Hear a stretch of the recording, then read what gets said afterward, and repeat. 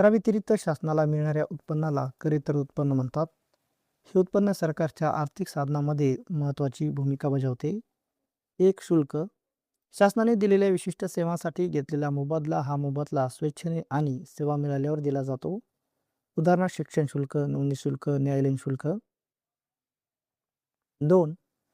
वस्तू व सेवांच्या किमती. शासन विविध वस्तू व सेवा पुरवते आणि त्यासाठी किंमत आकारते. उदाहरणार्थ रेल्वे भाडे, वीज बिल, टपाल सेवा हे उत्पन्न व्यावसायिक स्वरूपाचे असते.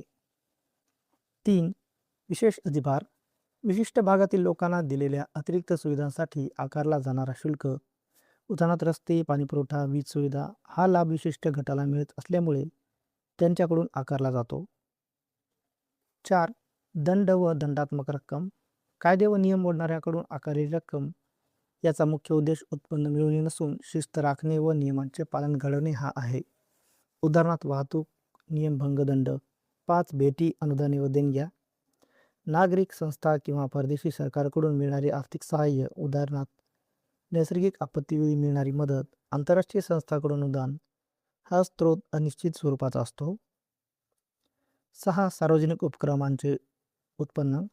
शासन चालवत असलेल्या उद्योग, कंपन्या किंवा उपक्रमामधून मिळणारे उत्पन्न. उदाहरणार्थ रेल्वे, तेल कंपन्या, वीज मंडळ हे उत्पन्न नफा किंवा सेवा शुल्क स्वरूपात मिळते. 7. कर्ज. शासन, नागरिक, बँका तसेच आंतरराष्ट्रीय संस्थांकडून कर्ज घेते.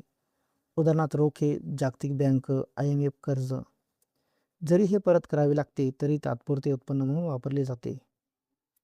निष्कर्ष. करेत्तर उत्पन्न हे शासनासाठी महत्त्वाचे पूरक साधन आहे.